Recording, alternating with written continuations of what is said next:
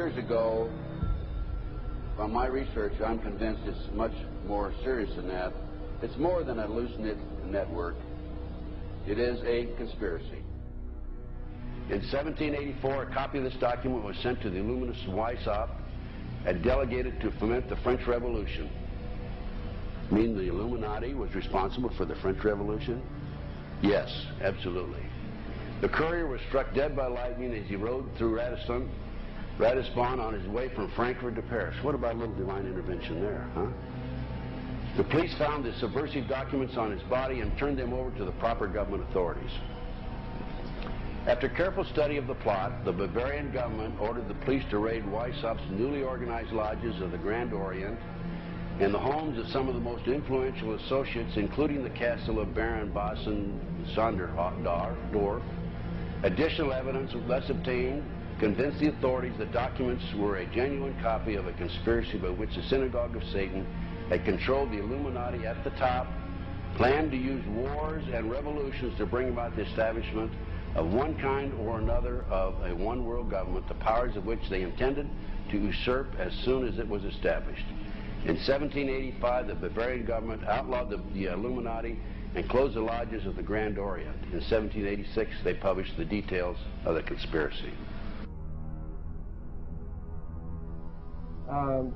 The new order of the world, our enterprise is now a success. He said these blind slaves say they are free and highly educated, even as they march behind, notice this word, signs. Have you ever taken time to analyze a sign or a billboard or a logo?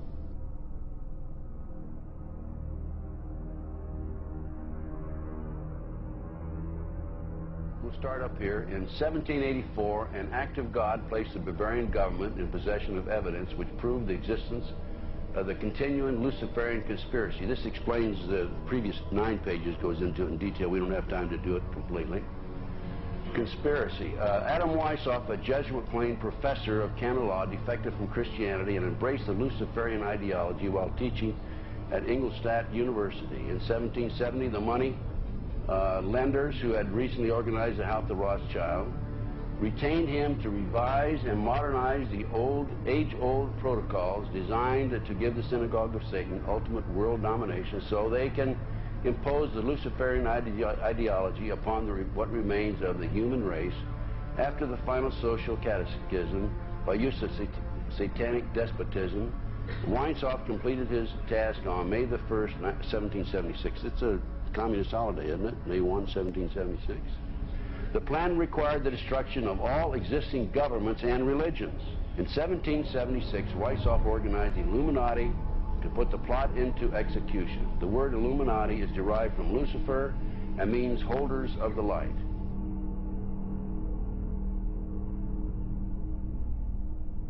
Weishaupt's revised plan required his Illuminati to do the following things to help them accomplish their purpose. 1. Use monetary and sex bribery to obtain control of people already occupying positions in high places in the various levels of all governments and other fields of human endeavor. Once an influential person had fallen for the lies, deceits, and temptations of the Illuminati, they were to be held in bondage by application of political and other forms of blackmail and threats of financial ruin, public exposure, and physical harm, and even death to themselves and their loved ones. Number 12.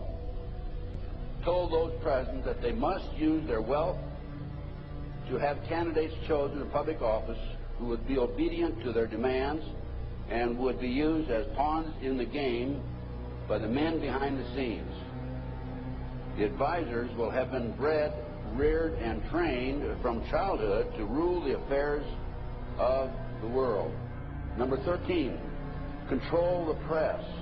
Number 16, infiltrate into the secret Freemasonry to be used for their purposes.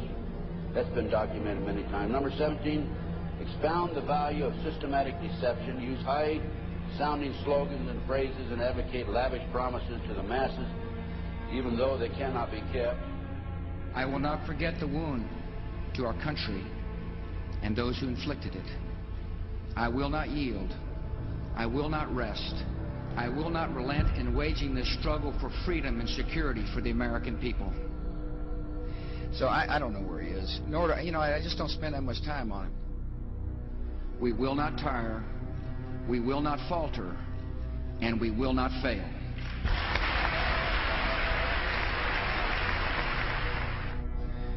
Terror is bigger than one person. And I remember he was telling me how you're going to see soldiers looking in caves for people in Afghanistan and Pakistan and all these places, and there's going to be this war on terror, of which there's no real enemy. Who knows if he's hiding in some cave or not? We hadn't heard from him in a long time. Operation Northwoods, the plan called for innocent people to be shot on American streets. This is the Pentagon. For boats carrying refugees fleeing Cuba to be sunk on the high seas. For a wave of violent terrorism to be launched in Washington, D.C., Miami, and elsewhere. People would be framed for bombings they did not commit. Planes would be hijacked using phony evidence, all of which would be blamed on Castro to justify an invasion of Cuba 40 years ago. An aircraft at Elgin Air Force Base would be painted and numbered as an exact duplicate for a civil registered aircraft belonging to a CIA proprietary organization in the Miami area. At a designate time, the duplicate would be substituted for the actual civil aircraft and would be loaded with selected passengers, all boarded under carefully prepared aliases. The actual registered aircraft would be converted into a drone, remote control plane, their word for it. Takeoff times of the drone aircraft and the actual aircraft would be scheduled to allow a rendezvous south of Florida. I mean, he's been tested unlike any other president. This 9/11.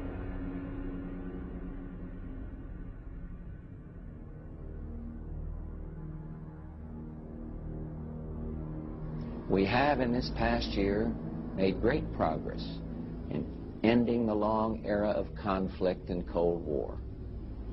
We have before us the opportunity to forge for ourselves and for future generations a new world order, a world where the rule of law, not the law of the jungle, governs the conduct of nations. When we are successful, and we will be.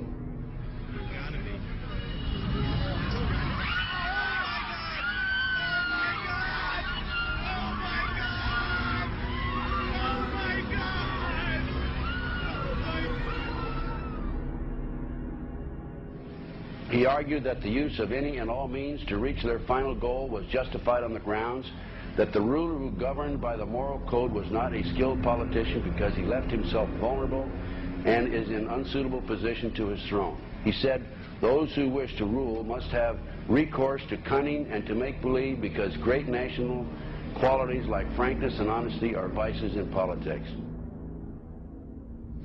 Fellow citizens will meet violence with patient justice, assured of the rightness of our cause, and confident of the victories to come. In all that lies before us, may God grant us wisdom, and may He watch over the United States of America.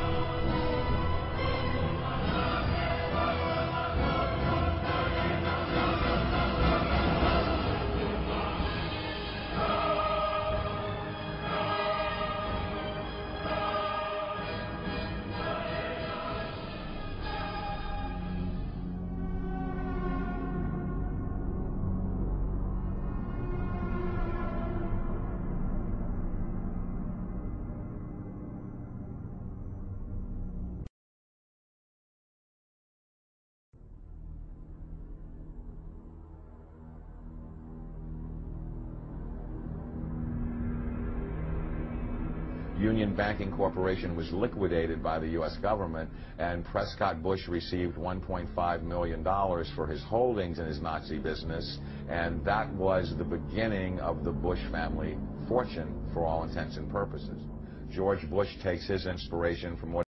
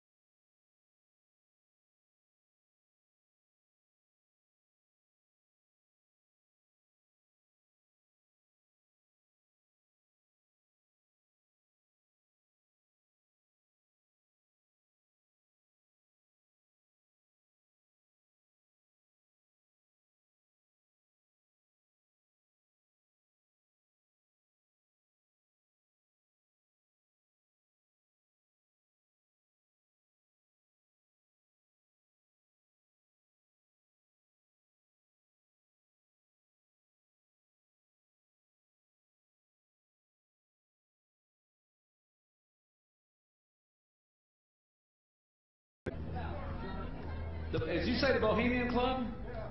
That's where all those rich Republicans go up and stand naked against redwood trees, right?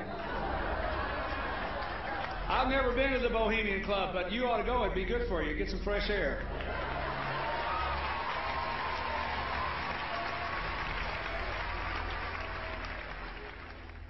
One last question. I read a Washington Times article many years ago where you had a comment about the organization, and then now it's been in the Wall Street Journal, it's been in a lot of different newspapers, and that's the Bohemian Grove. And back in, what was it, 1996, when you joined as a Clinton advisor, the Republicans were criticizing you, oh, what about Bohemian Grove? And then you countered them by saying, hey, I don't run around in the woods naked. What did that mean? Here is the before-mentioned Washington Times article where he said, I didn't run around naked like they do. I don't know what quote you're referring to. I'm not aware of any quote like that. Listen, I am a happy member of the Bohemian Grove. I like the folks who come there, and it's really inappropriate for me to talk about the group beyond that. Thank you. Have you been there for the ceremony with the cremation of care? Frankly, I don't think that's something I need to talk to you about. Really? That's right. Well, I'm Alex Jones, and I snuck in there in 2000. I'm the guy that blew it wide open and got the video. It's been on national TV. Well, I disrespect you for that. You do? I do. But there's a lot of big public officials going in there. Don't we deserve to know? I don't know anything about you, and I don't know anything about your film. But if you go in there with an understanding, you violated that understanding by releasing that film, and I don't respect you for that. Really? I'm sorry. You took an understanding when you went in there that you would not do that film. And did you have an understanding when you went in there? No. Did you crash it? Yes. Yeah, and it has no trespassing signs there too, doesn't it? No, they put them up after. Oh, I'm sorry. I'm sorry, sir. I've been there before. I know what the circumstances are, and I'm sorry you violated the understandings. That was not a gentlemanly thing to do. But what about the ritual? Is the ritual genuinely?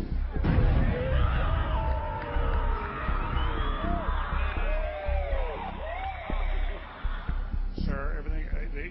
I don't owe you this comment. I know. This is what's called ambush journalism, and I disrespect you for that as well. So thank you and goodbye. The ritual? That's none of your damn business.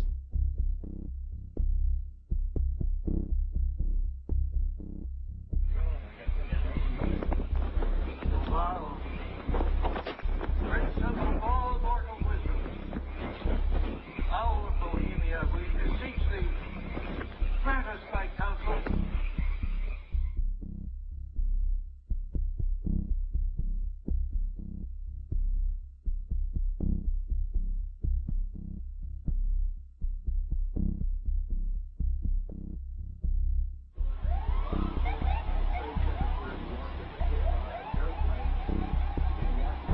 Oh my God! Oh my God! Oh my God! Oh my God! Oh my God! I told you!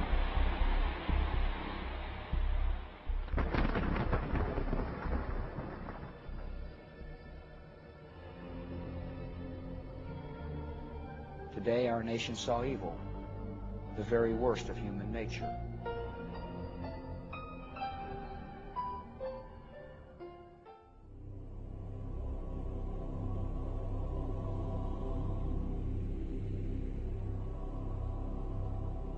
They had exactly the same agenda, and that was for bringing in this New World Order.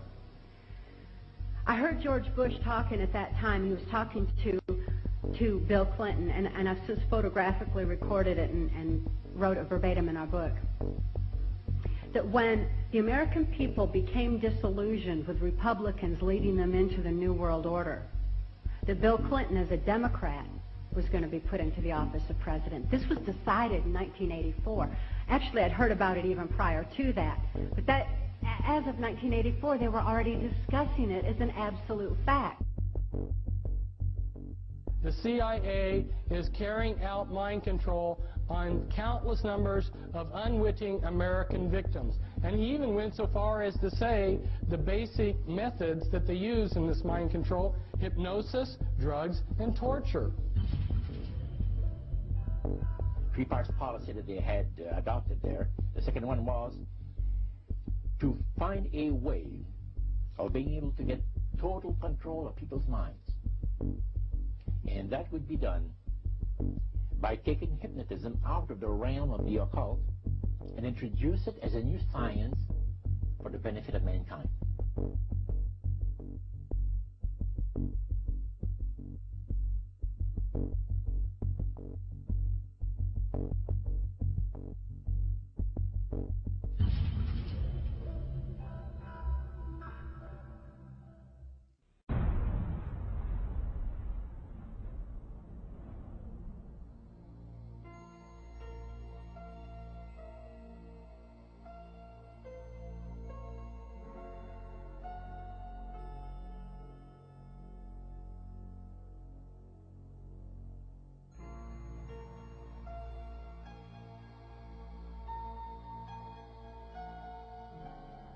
Reflecting a policy of genocide either against the Tibetan people themselves or against their culture.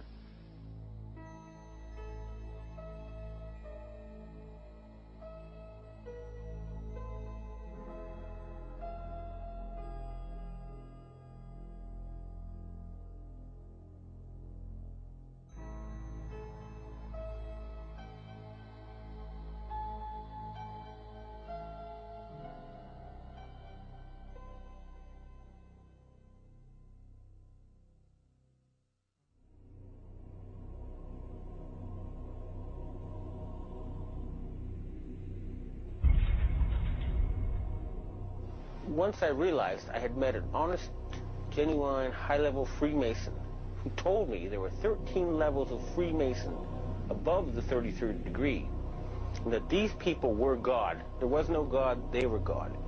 So I asked them about their plans to kill people, and they said, yes, there are too many people on the planet. We need to get rid of several billion, and war doesn't seem to work, so we're going to use disease and starvation.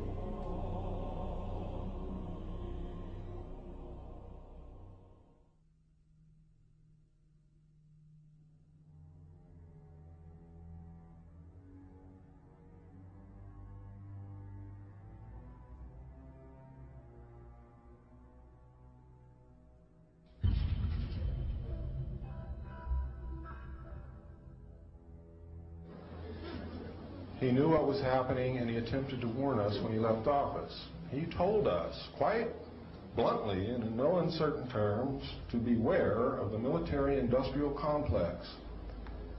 And who is the military-industrial complex?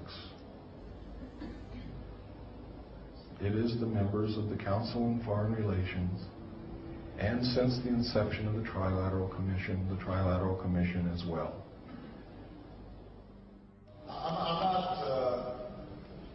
The Council on Foreign Relations, I don't know if I'm an official member. I've spoken there before. It basically is just a forum where a bunch of people talk about foreign policy. Was made up of the Executive Committee of the Council on Foreign Relations. Now, it is extremely significant that you understand that the first 6 members from the government, along with President Eisenhower, were also members and longtime members of the Council on Foreign Relations. They believed in that organization. They believed in its goals, which was one world government.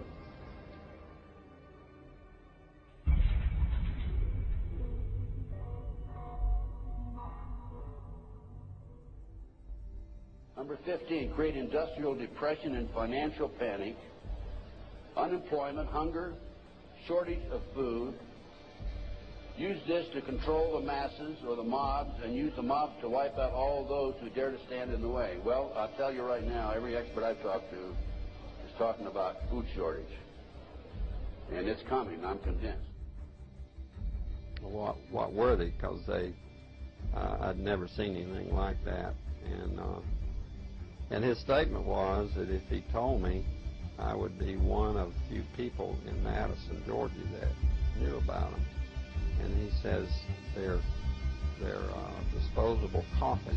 They were stacked, he told me, 15 high.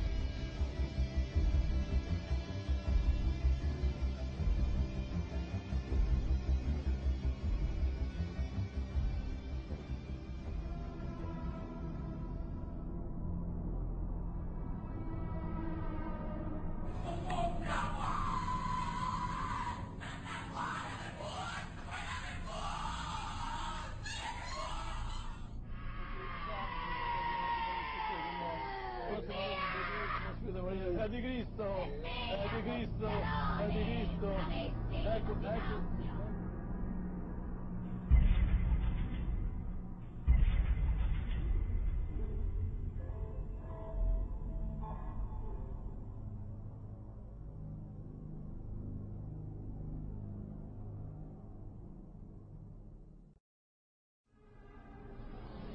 One of the driving forces behind this movement, the Illuminati, is the satanic cult movement in this country today. So I began my little journey forward. And one of the matters that I developed information about was an individual I learned about was Aleister Crowley. He likes to have his name pronounced Crowley to rhyme with holy. And the Satanists today, and for the number of years in the past, have basically used his philosophy and his writings as a guide. He had so many Masonic degrees that you could fill up 5 pages of a book with them. This guy was probably the most highly honored Mason in the world. He styled himself the wickedest man in the world. He believed himself to be the great beast, and he changed his name to Aleister Crowley, so it would add up in both English, Hebrew, and Greek Kabbalah as 666. In 1904, Crowley had a communication with an extraterrestrial being named E.B.E. And this being, through his wife, kind of a channeling type operation, brought forth a book that was called the Book of the Law in 1904. And this book declared that the slain and risen God, i.e. Jesus, had stepped off the throne, and that a new God, the crowned and conquering child, was taking his place. As a result of this, Crowley proclaimed the end of Christianity and the start of Crowleyanity. Crowley taught that the way you could live forever was by vampirizing little children sexually. And he personally bragged of having slaughtered 150 male children in 1 year. This is why he was called the wickedest man in the world. And now listen to this sentence, folks, closely. For the highest spiritual working, one must accordingly choose that victim which contains the greatest and purest force. A male child of perfect innocence and high intelligence is the most satisfactory and suitable system. We're talking about human sacrifices.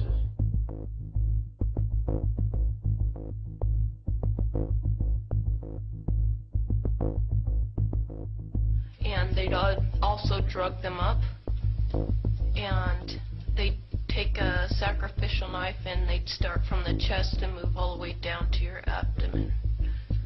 And then that's how they sacrificed, and they'd collect the blood and they'd drink it. When the mid-September through mid-November, they sacrifice babies and nothing but babies because they need the pure blood of the untainted children. And I didn't understand what it was like. I just can't believe I'm seeing this every year of my life. I've experienced that, and that was the hardest part for me. It's like hearing those babies literally scream and cry, and then seeing their blood flow. The little boy was taken to a basement. He was crucified alive. First he was skinned. Why is it that no one knows this? Because there's Satanists in the police force and also in the government, the army. They're everywhere. They're even on the council of the representatives of the United States also. And they're silenced because this is not being exposed, because they don't want it to be exposed,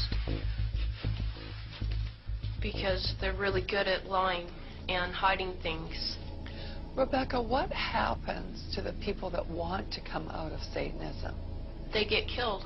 They get followed. They get taken. They get sacrificed in front of the congregation of the Satanic Church. Why?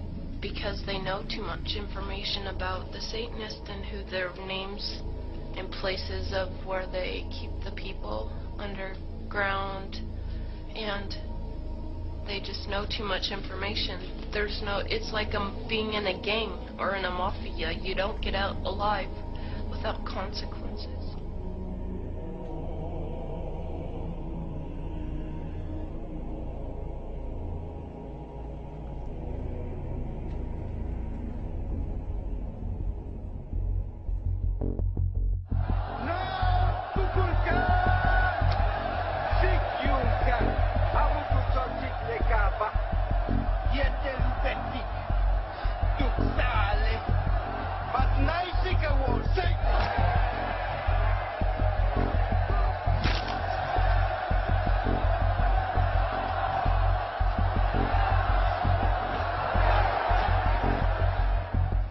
They gain control of the world by bankrupting their own businesses.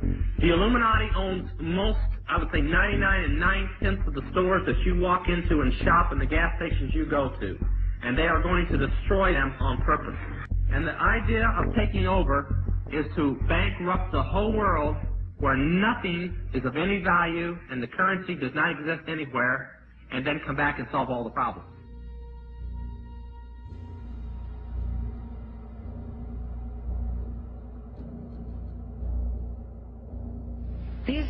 These guys who are manipulating my mind and programming me for mind control purposes claimed, and these criminals in control of our country as well, claimed to be gods, demons, and aliens, in order that I feel totally helpless, in order that I felt like they were beyond my realm to affect.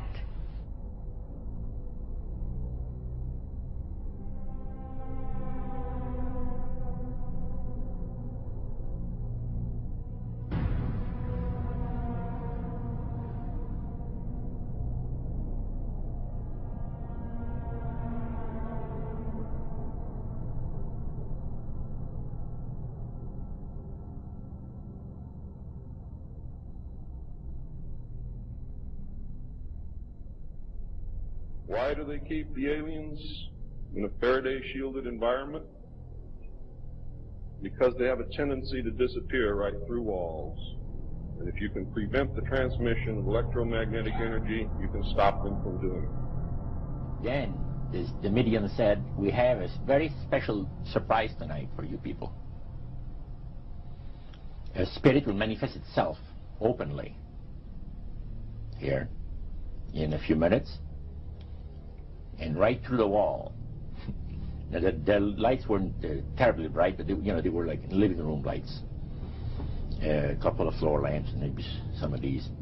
And that translucent being seemed to come right out of the wall. How did you feel right at that moment? It's almost like my heart stopped a little bit. You know, very weird feeling. So it was a lady in a beautiful evening gown, swirling. And she said to Mary, my dear sister, you are so wonderful to have asked for me.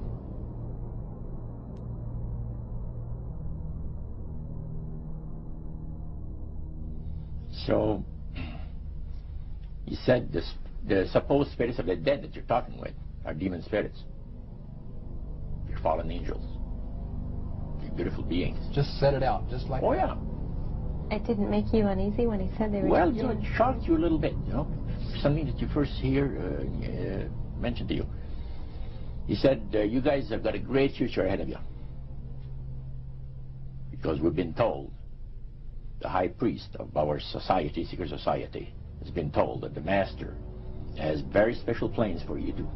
Now, what did he mean by the master? Satan. He said that she was made successful in her singing career by a dear friend of hers that was the same age as she and died when she was 18 years of age. And Loretta was trying to get into the singing world, but she says, I had no success at all. Until one night I was sitting in bed reading a book. And she says, who walks right through the wall with my friend, the spirit of my friend? And she says, Loretta, I'm going to make you a very famous person in singing Western country music, and I will be with you all the time. She said her voice went through me. The power. See? And you saw this in a television documentary? Yeah. Yeah. This was, I believe, 1976 it took place. Now, the priest explained that when people believe in this business, they are actually opening themselves to be completely deceived by demon spirits, because it gives the demon spirits an opportunity to impersonate the dead. See? And for people to believe their lies. Isaiah 14 and 11 even speaks of vials being built into his body. Vials are pipes.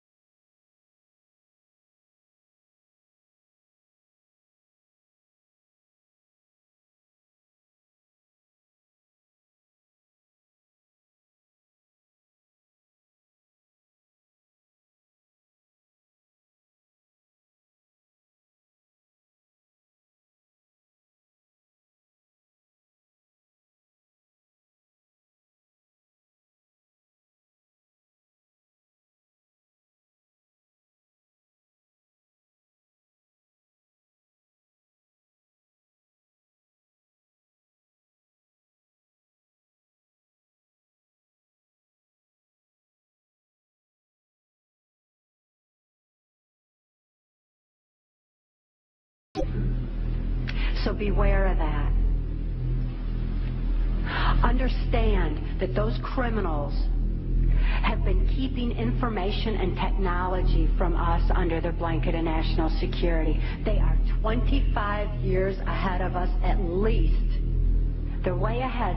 So when they say, it's aliens, and they show us some incredible technology, don't fall into the trap of feeling totally helpless, that this is beyond our realm to affect.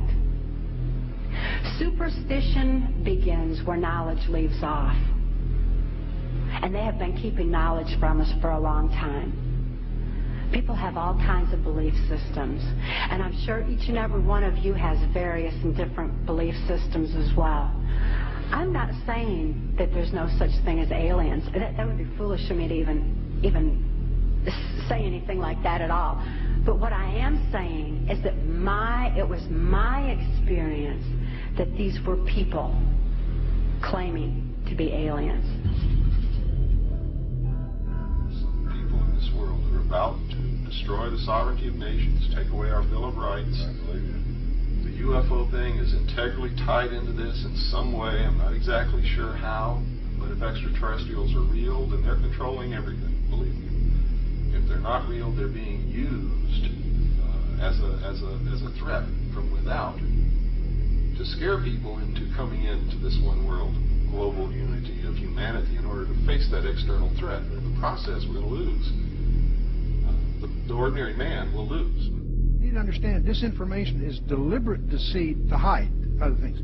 And so there's so much of that.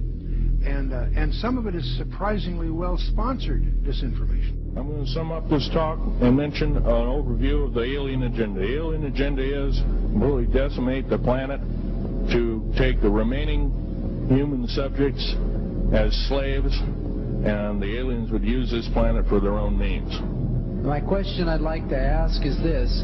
If the aliens have a 1,200 IQ, can speak all these languages, and are so powerful, what prevents them from just taking over? Well, it's a good question. We're an alien species to them, and our germs have a tendency to kill them. They're also a dying race, and they're in far worse condition than anybody with the worst case of terminal cancer. They are in need of us to some degree. And some of it is surprisingly well-sponsored disinformation. So I think my question is actually to Clifford Stone. You said that you had seen aliens on a craft that had crashed. I wondered if you could describe what they look like. I could, but it would probably take a whole lot of time. The reason I state that, when I got out in 1989, we had cataloged 57 different species. You have individuals that look very much like you and myself that could walk among us and you wouldn't even notice the difference.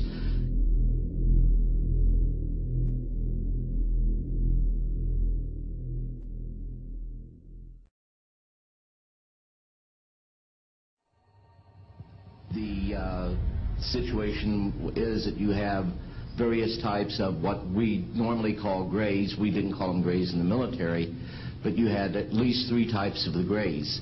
You had some that were much taller than we were. The unique thing that I'd like to point out for the most part is that the entities that we did catalog were in fact humanoid. Now this created a situation where the scientific community was trying to figure out why that would be the case, because you would expect that if life evolved on other planets, that they would take on some type of other being, so to speak, not necessarily look humanoid or be bipedal such as we are. But apparently we got quite a few of the species out there that are humanoid in appearance, and that creates a question that yet has to be answered by science.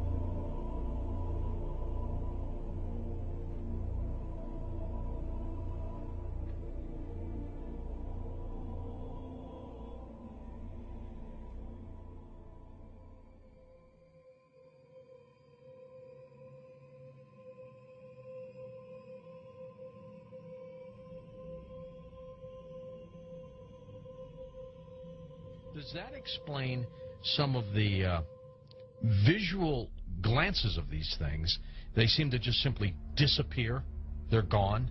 Exactly. I mean, they're appearing out of nowhere and then disappearing right in front of people, and that's why scientists who have no axes to grind, they just say that it doesn't make that much sense. And also, if they're just trying to observe us, to take account of what we're doing on Earth, I mean, after a while, after so many months or years or centuries, it kind of gets old. They either would take us over, or they've already discovered all the information they need to know about Earthlings, and so they're just going to take us over or make first contact and just sort of do what they need to do next. To endlessly observe us, it doesn't make any sense. It's something where, and also see, if we have all these sightings, as you know much better than I do. Where are they landing? We don't see them getting out to get anything to drink or to eat. We don't see them. They've never tried to make contact with any large amount of people in a major city, and so this doesn't. And also all the endless medical procedures that the people who have claimed to have been abducted. Why the endless medical procedures? I mean, if we're talking about such an advanced race of alien beings, they don't need to do that over and over and over again.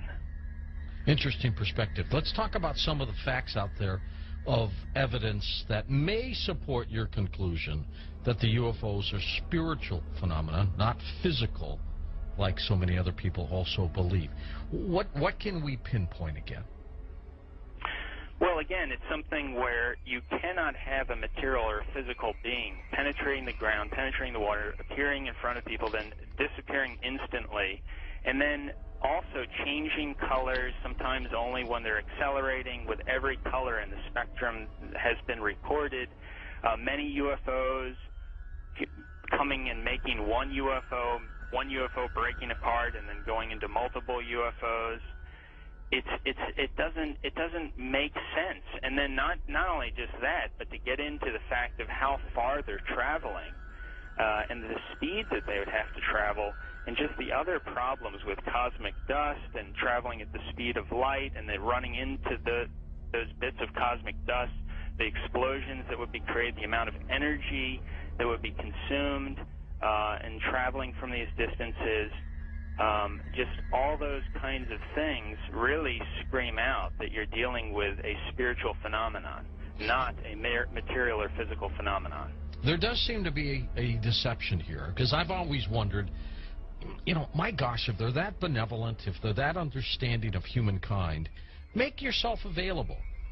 Go ahead. That's why some of these other scientists have said that they seem to be trying to set people up to deceive them as if they are aliens, but the facts just say that they can't be that there's something else. It doesn't make any sense, and there's something else, a psychological deception that's going on here. And many of these scientists say, I don't know what it is, but we've concluded that it's got to be that. It's got to be something bigger is going on here than just them trying to show people that, yes, here's a UFO that you're seeing now, we are aliens, that there's got to be something else going on here, on top of the fact that the characteristics of them show that they just cannot be some material or physical craft. Do you think humans are involved in the deception? I'm losing my voice here. I gotta pop it back. As far as I think there have been deliberate hoaxes that have been perpetrated. And, it's an interesting statement. I mean, there are many that could be quoted. But Gordon Creighton, who I know you know of him, probably, who died in 2003, he made this statement in the British journal Flying Saucer Review. He said, quote, "There seems to be no evidence yet that any of these craft or beings originate from outer space."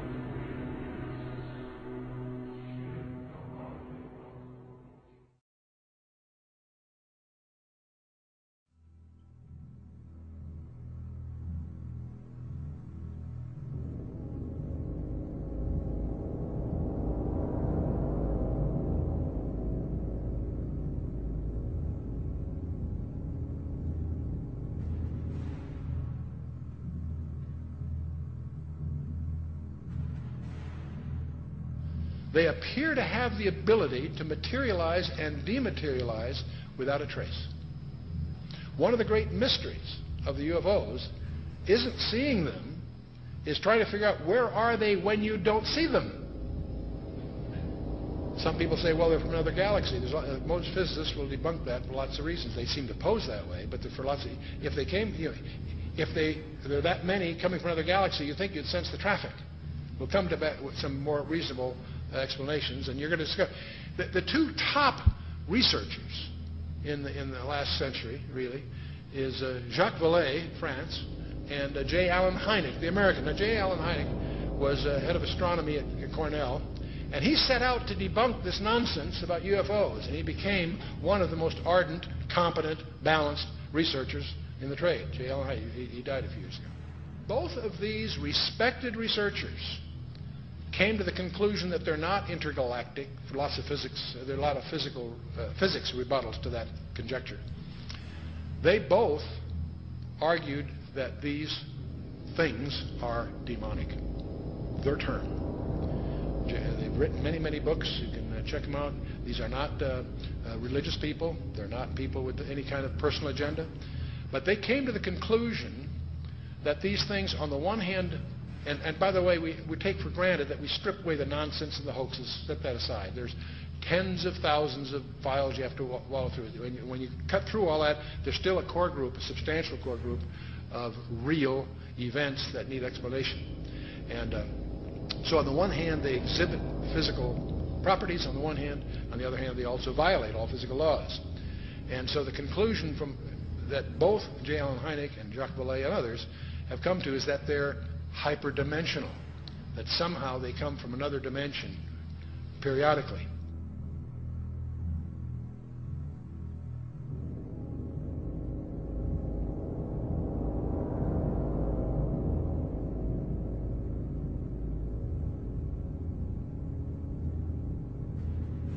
Both of them came to the conclusion that these creatures are hyperdimensional. They're not from some other galaxy. They also both concluded they're hostile because they pretend to be something they're not.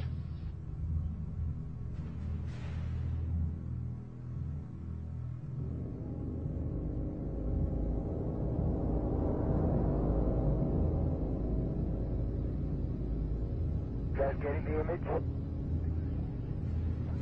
Franklin, we see a long line, a couple of star-like things, and a lot of things swimming in the foreground. Can you describe what you're seeing? Well, the long line is a tether, and there's a little bit of debris that kind of flies with us, and it's illuminated by the sun at such low angle. So there's a lot of stray light, and it's getting washed out quickly, but Claude is trying to do a quick, good job here adjusting the cameras. It wasn't until a few years ago that I really started to get into researching all this information, looking at, going through thousands of pages of information about UFOs that just confirmed, what I had already believed about this phenomenon, that I believe the evidence clearly points that they are, in fact, demons. And, there are others, Brother Michael, who are now beginning to believe that as well. So you're not out there all by yourself anymore. So these demons would make them then spiritual phenomenon, I would take it, right? Yeah, I think when you look at it, there's certain characteristics that everyone will agree has been seen and demonstrated also by these UFOs, such as they penetrate the ground, they penetrate water, they disappear in front of people, they appear right in front of people. One person will see a UFO and the person next to them will not see the UFO. They change colors, sometimes only one accelerating. They change shape, they change size. Many people have made the comment that they seem like they're alive almost.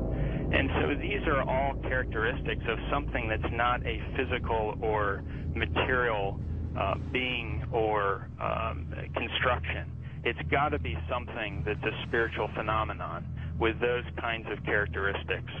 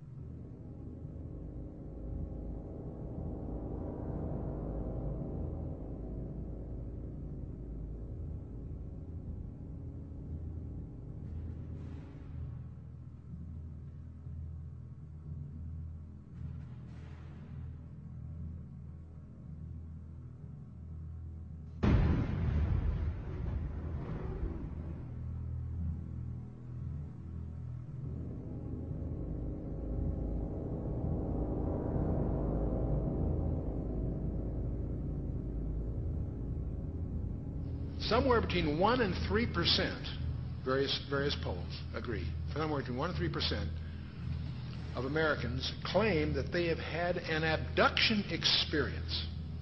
That's over 5 million people, or in that neighborhood.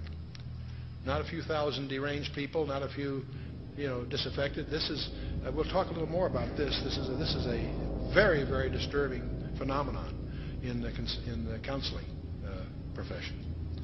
Now, part of the problem of the UFOs is they have some paradoxical behavior. On the one hand, they're seen by multiple competent witnesses. They are plotted on radar, sometimes multiple radars simultaneously.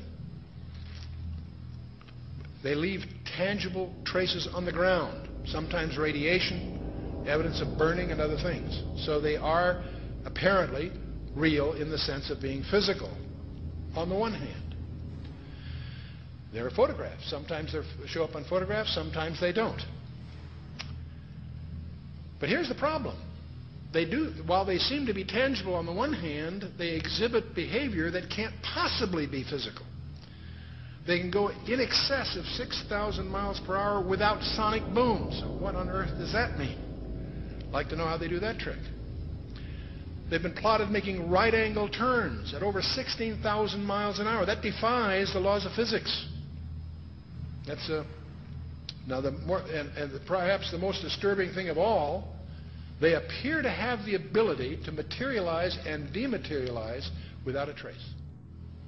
In his book, Secrets of the UFOs, ufologist Don Elkins made the following observation. I have found that some people can achieve the contact phenomenon simply by being hypnotized, and the same general message permeates over 90% of the millions of words received by thousands of people around the world.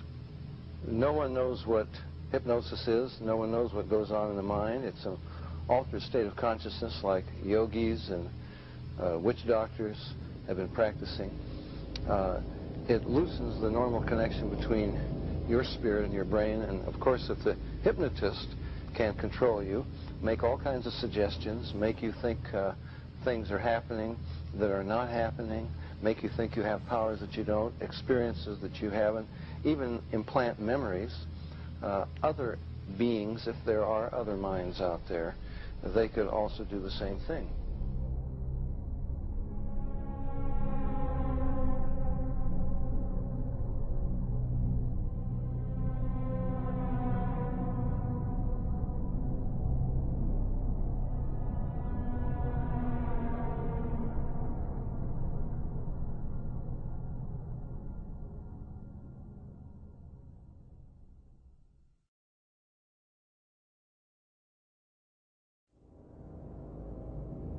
Interesting is that there was a huge satanic ritual that was performed on the very spot where Area 51 happened by this Jack Parsons, and in which they had this magical ceremony called Babylon Working, and it was designed by Aleister Crowley, who was a Satanist who called himself the B666. Yes. And the purpose of this series of magical ceremonies, which was performed on the spot of Area 51, where it's now located, was to unseal an interdimensional gateway, they said. And this, they hoped, would allow other entities known as the, quote, old ones, access to our space-time continuum. And this witness said that he saw Jack Parsons rip a hole in space-time there, and he said that something evil flew in. And one other interesting point is that Aleister Crowley, who was a Satanist, who called himself the B666, as I just mentioned, he claimed to have contact with some kind of alien named Lamb. And this Lamb, he drew a picture of this alien that he was in contact, receiving messages from this being. And the picture that he drew of this alien, it's a striking resemblance to the common gray E.T. drawing.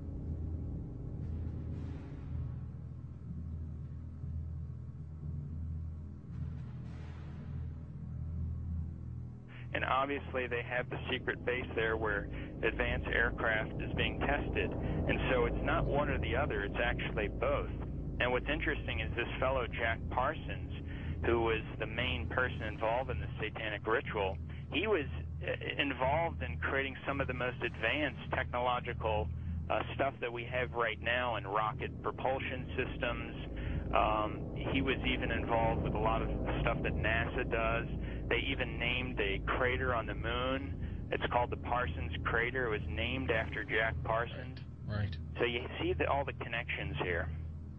You know, I've long believed that if there is satanic activity on this planet, and I believe there is, if they are in constant communication with these demons, or even if they conjure them up, Brother Michael, is it possible they do with their rituals and things like that?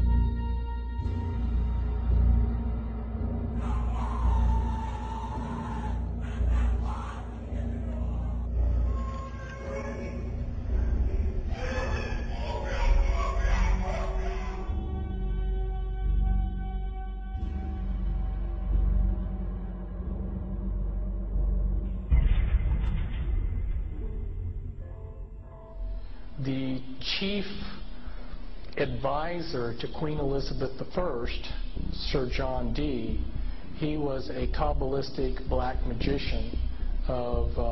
He had gone to the continent and learned from the top Jewish Kabbalists black magic, and he was the chief advisor in the British Empire. And he created Enochian magic and the Enochian language, which the Illuminati, which are hiding behind the Jehovah's Witness headquarters, they use Enochian rituals. Sir John Dee conjured up demons or angels, okay, with his black magic. The beings that he conjured up, there were pictures drawn of them, and they look identical to what we call gray aliens. Okay, and tell you something. And then I visit with debriefing people that came out of high levels of the Illuminati, and these different types of aliens are participating in Illuminati rituals.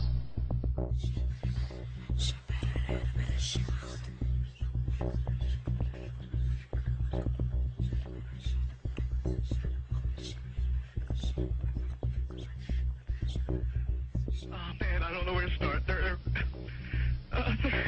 They're gonna they'll triangulate on this position really soon. You can't spend a lot of time on the phone, so give us something quick. Okay, okay, what we're thinking of as aliens are they're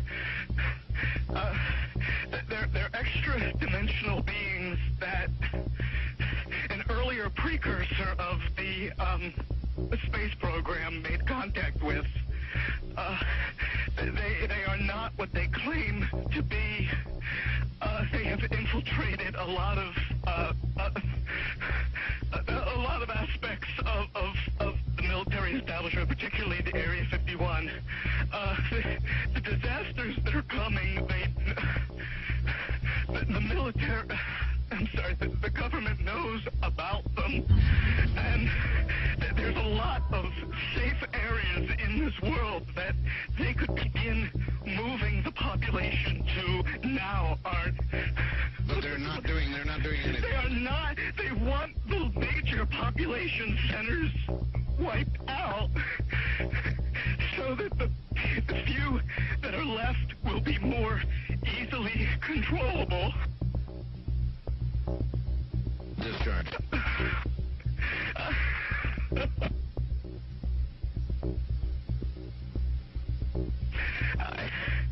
I started getting...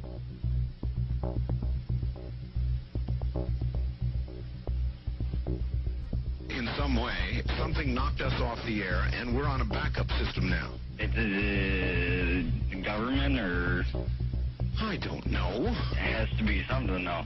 Well, did you hear... Now, you tell me, because you were listening. That was awful strange. There was a really weird guy on the air when it went off? Yeah. Hello? You didn't disconnect me before, did you? Were you on earlier tonight? No, not, towards the end of the last hour, you said east of the Rockies, you're on the air, and your voice was immediately replaced by the operator saying your party has not connected. Oh, well, see, as you can now tell, I don't screen calls. So what happened, obviously, was that I answered the phone just at the very instant that you had been ringing as long as they were going to let you ring. Yeah. And so that occurs, obviously, sometimes I go to a line and it's dead and nobody's there, and that's what's happened. You know, we just were on the cusp there. Anyway, I'm glad you made it back through. Yeah, you got all my paranoia buttons running. I always get very nervous when I call you. I'm Brian. I hung up on you last week. Oh, I see. And I just figured, damn the torpedoes. I'll just do this and let the chips fall where they will. All right. Everybody, I am the Area 51 caller. That's my statement, and let you or whatever tear it apart. You claim you're the Area 51 caller? I am the man. How do you account for the fact, Area 51 caller, that part of the way through your spiel, the satellite went down? I have no idea, and it scared the heebie-jeebies out of me that night. I've called a number of times on your specialty line nights doing different, kind of wacky characters, and I didn't know what you wanted me to do. I knew it was very difficult for me to prove to you, but I just thank you for your patience in dealing with me up to this time. All right.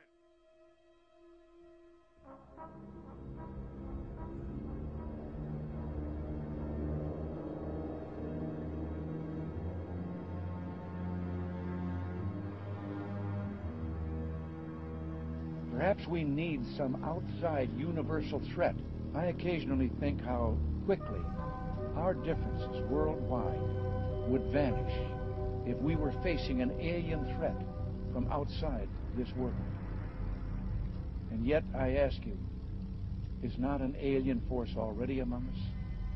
What could be more alien to the universal aspirations of our peoples than war?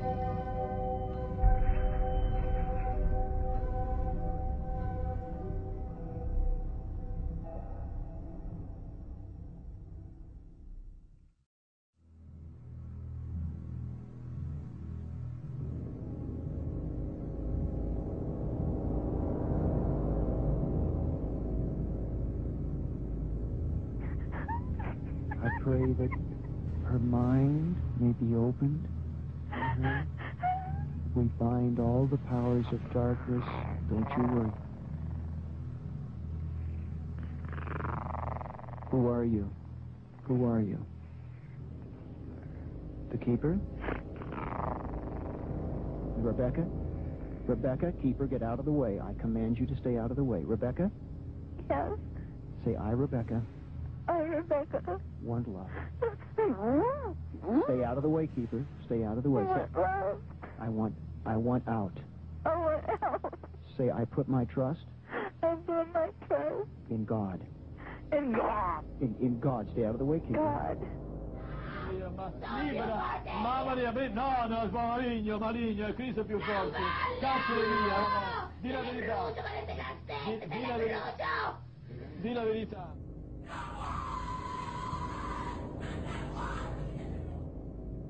So what they're doing, in effect, is using the secret society network they've set up to manipulate these bodies into power, but in doing so, they're putting themselves into power because they're controlling the mental and emotional processes of these vehicles.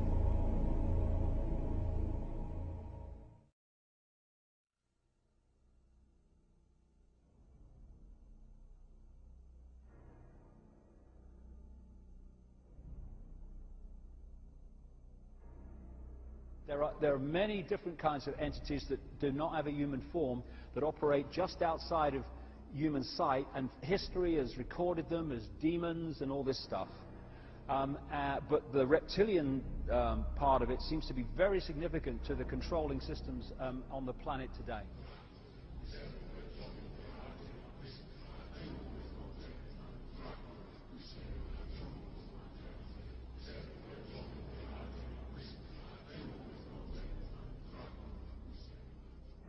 Today, there's a lot of genetic experiments and Nephilim being created that are hybrids, and this is a very important part of what the Illuminati is doing. And they have been intermarrying with what the public calls aliens.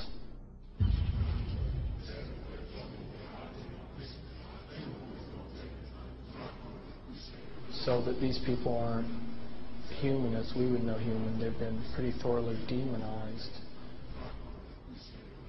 The bottom line is I have concluded that there are no good aliens. The aliens are demons, and we've got a mixture going on of demons and flesh and blood, and we've also got other genetic experiments.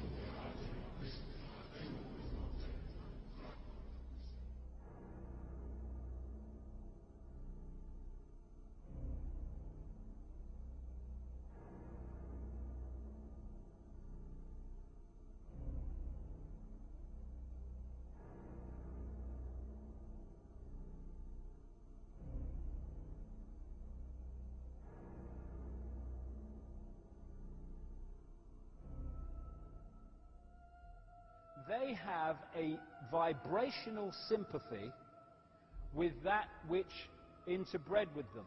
And this doesn't have to be physical interbreeding either. Remember, a demon, get the little spooky picture. There are a fallen angel, an unclean spirit. They can assume any form or go into anything. I have concluded that there are no good aliens. The aliens are demons.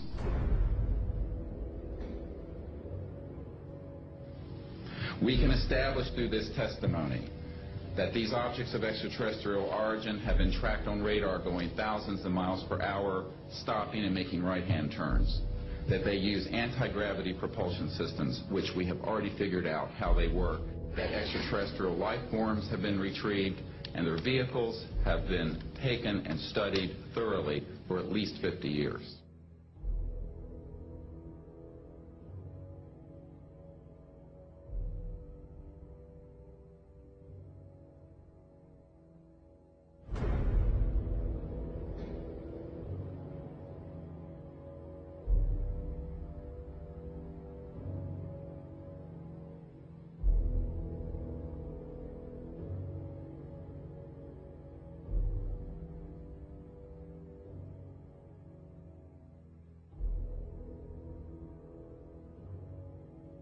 It's human nature to want to believe in some race of benevolent space brothers that will come and save us from ourselves. But it's not logical, and you can't make it work any way you look at it. This grand plan is going to take people are going to eat this stuff. Because it says spirits, demon spirits, will declare themselves to be inhabitants of far distant planets in the galaxies that are coming to warn the inhabitants of planet Earth of the impending destruction of the planet unless something seriously proper is done to avoid it.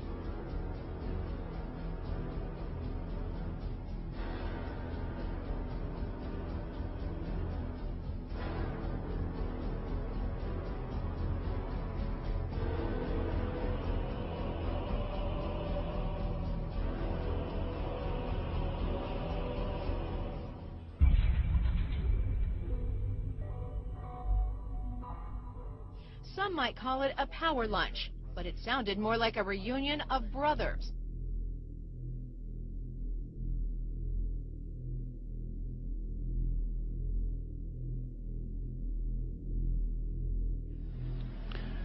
The Illuminati were to obtain control of the press and all other agencies which distribute information to the public. News and information was to be slanted so the Goyams would come to believe that a one world government is the only solution to our many and varied problems. Their plot, their plans, their conspiracy remains invisible.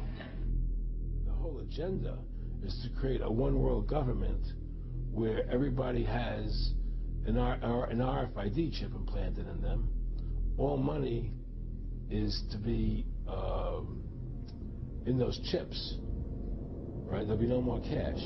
And this is getting me straight from Rockefeller himself. This is what they want to accomplish.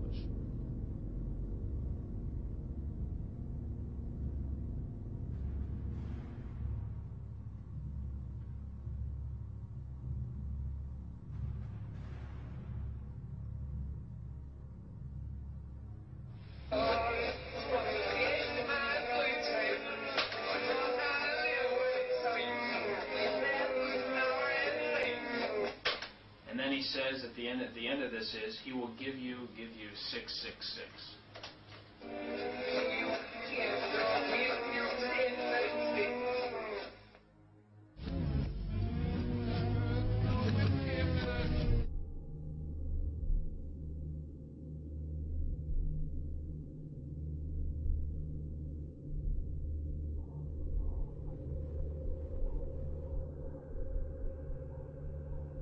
Behind them is a cult of evil, which seeks to harm the innocent and thrives on human suffering.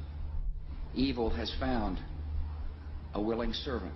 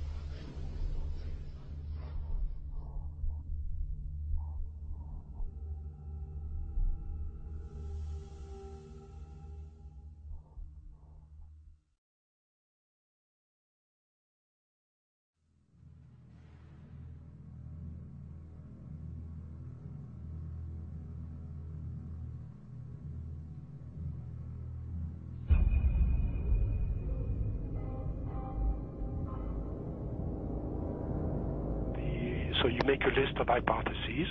This is obviously not a natural phenomenon, and the extraterrestrial explanation seemed to be the best one.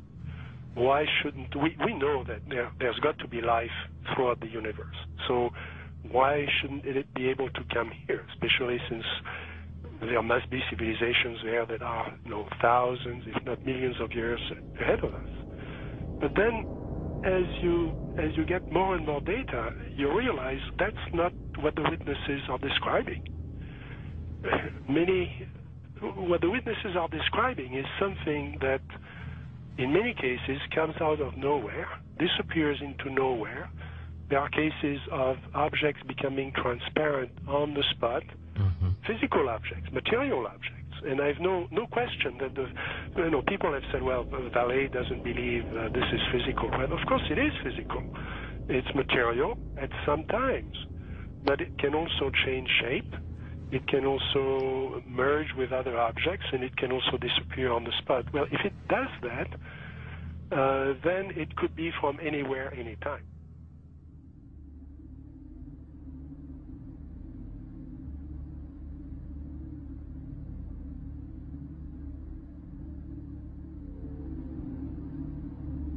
We always try to, to discredit the old legends, trying to say, no, these people were crazy, they thought everything was possible.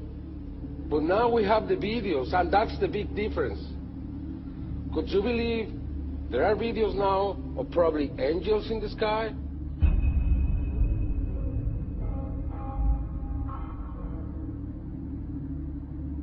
And then I started looking at some of the things that didn't fit. And one of the things that I had to ask is, when did this actually start?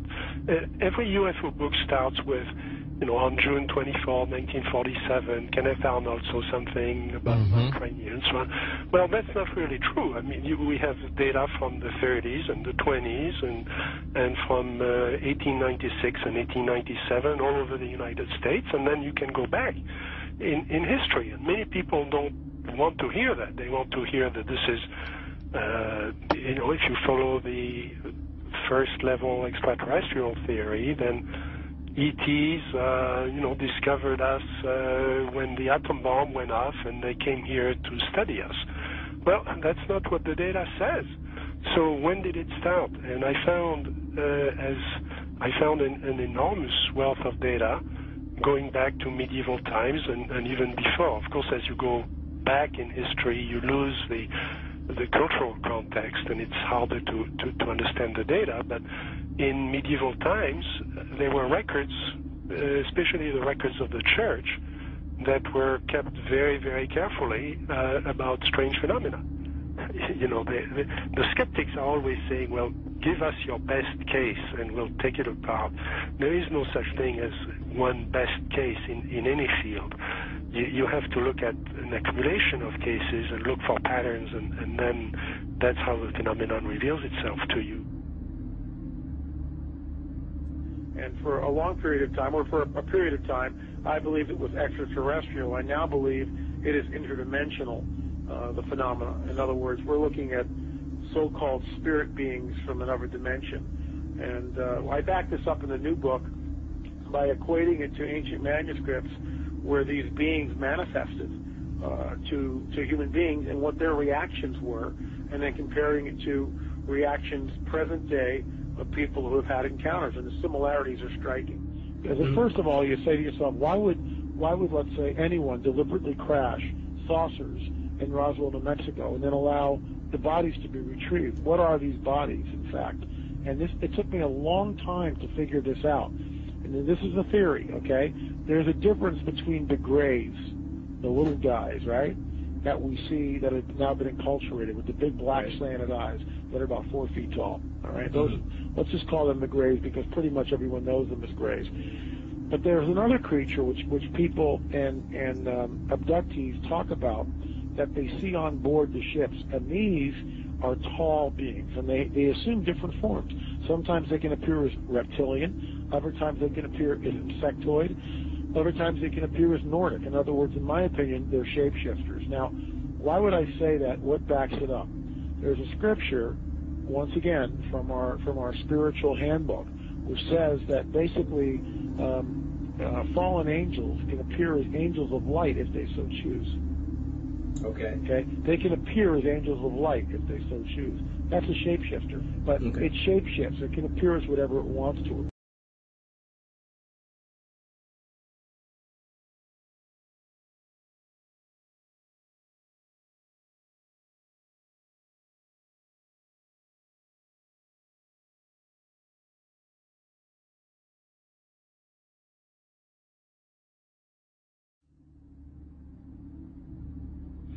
I believe that many of us were shown these documents over the years so that later we would talk about it. I mean, how can you keep the existence of extraterrestrials, if they were real, a secret? And how could anyone keep quiet knowing that they had seen documentation, official government documents labeled top secret, that expressed that these extraterrestrials were real and had visited this earth? I wanted to know just how true all of this was, and I began a program of research to find out if extraterrestrials were real. What I discovered was amazing. What I discovered, ladies and gentlemen, is that there has been a plan in existence to create an artificial extraterrestrial threat to this earth in order to create a one-world totalitarian socialist government. all the bombardment of the public with movies about flying saucers in the 50s, right after the United Nations Treaty was signed and the UN Participation Act was pushed through Congress, and all of the incidents since that have convinced the majority of the American people that flying saucers are real and extraterrestrials exist, and that flying saucers are from an extraterrestrial origin. This is being promulgated in many ways, by television commercials, in the movies, in the newspapers, by creating incidents either real or imagined.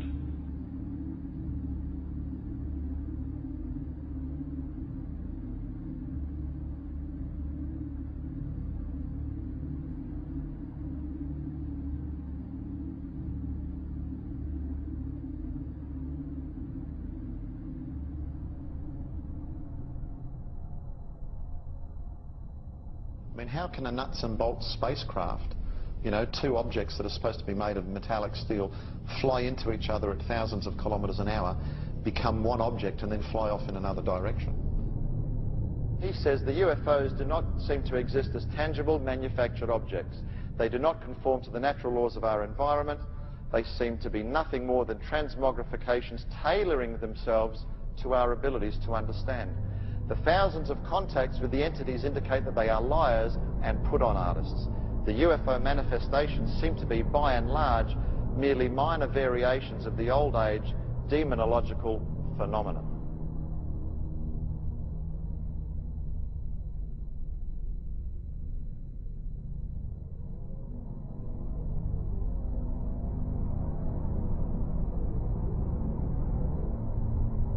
And again, the researchers will show you that the messages being received are deceptive in nature. They will tell you things like, well, you know, we've come from Venus or Mars in the 60s. That was the messages. Well, we now know that's impossible. Now they say they come from Sirius or Orion or Zeta Reticuli or somewhere far off, where we can't test those claims. And that's the problem. And some of the stories they've told us, like that, we know to be demonstrably not true. And if someone comes to you, Chris, and tells you a story and does all these things and says, I'm here to help you, but then does brutal things to you and then lies to you, then I don't think trust is a good place to start.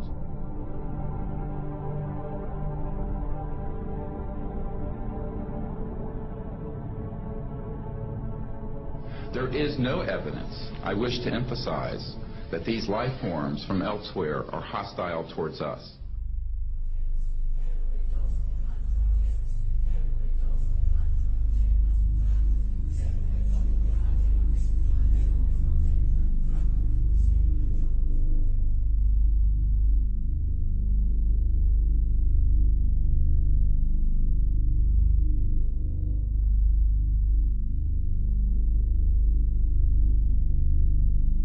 Better way to implement a plan to bring about a one-world government than to create the possibility in the minds of the people of the world that we are being threatened from some other species, from some other planet, and do it in a way that if anybody questions it or challenged it or wants to talk about it publicly, that they are ridiculed.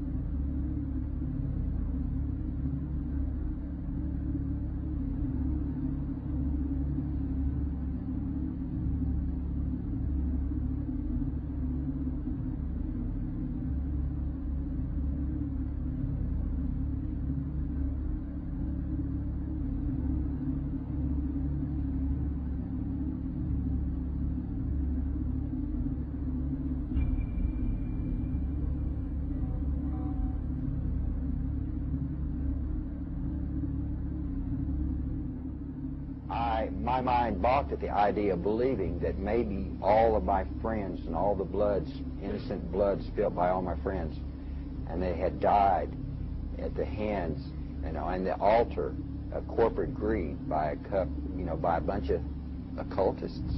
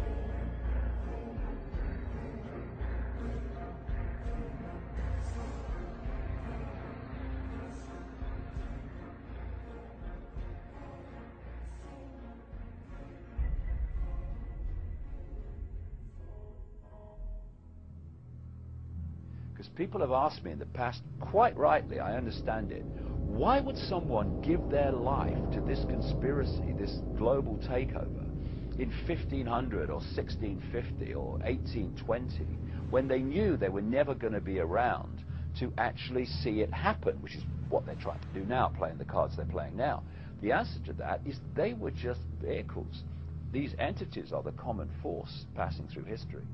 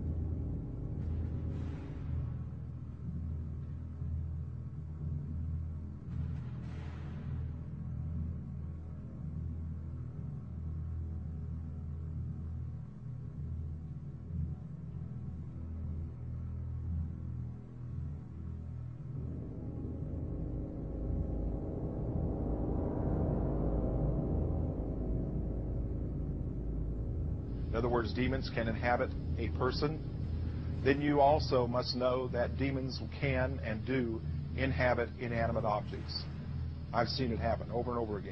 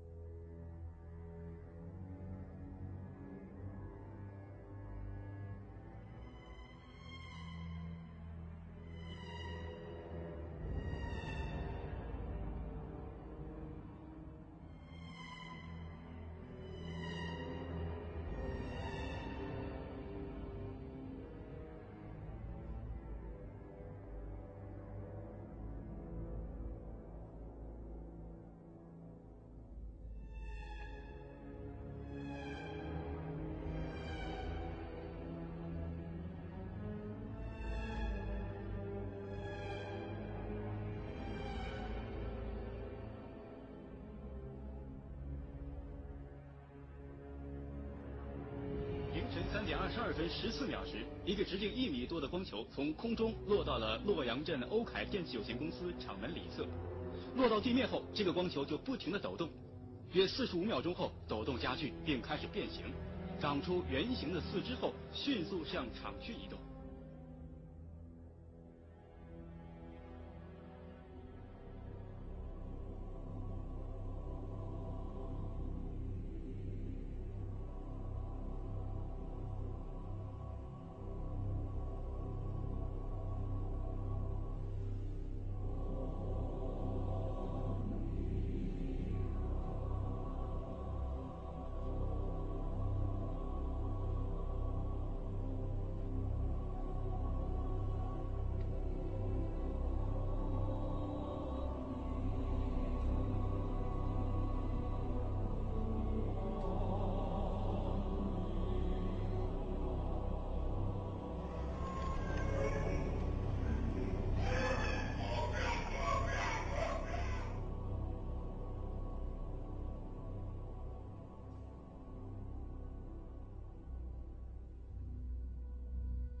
And said you're going to see guys going into caves looking for people that they're never going to find. You know, he was laughing about the fact that you have this war on terror. There's no real enemy. He's talking about how by having this war on terror, you can never win it because so it's an eternal war, and so you can always keep taking people's liberties away. And I said, how are you going to convince people that this war is real? He said, but the media can convince everybody it's real. I mean, you know, it's just that you keep talking about things, you keep saying it over and over and over again, and eventually people believe it. Our war on terror begins with Al-Qaeda, but it does not end there. Multiple intelligence estimates have warned that Al-Qaeda is actively planning attacks on the United States homeland from its safe haven in Pakistan.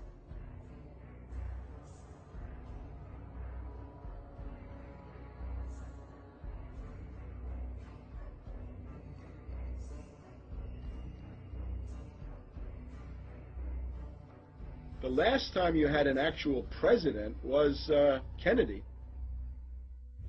Ladies and gentlemen, the very word secrecy is repugnant in a free and open society. And we are, as a people, inherently and historically opposed to secret societies, to secret oaths, and to secret proceedings. Even today, there is little value in ensuring the survival of our nation if our traditions do not survive with it.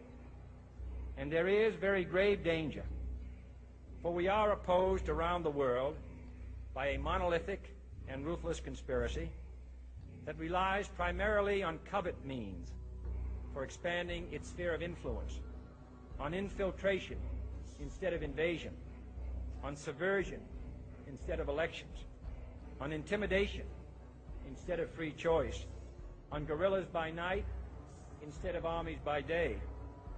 It is a system which has conscripted vast human and material resources into the building of a tightly knit, highly efficient machine that combines military, diplomatic, intelligence, economic, scientific, and political operations. Its preparations are concealed, not published. Its mistakes are buried, not headlined. Its dissenters are silenced, not praised. No expenditure is questioned, no rumor is printed, no secret is revealed. But I am asking your help in the tremendous task of informing and alerting the American people. Confident that with your help, man will be what he was born to be, free and independent.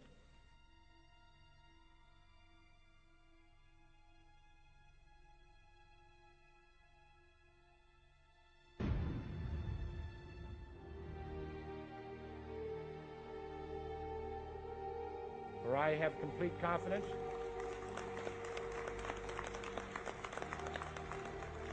in the response and dedication of our citizens whenever they are fully informed. When we are successful, and we will be. And we will be.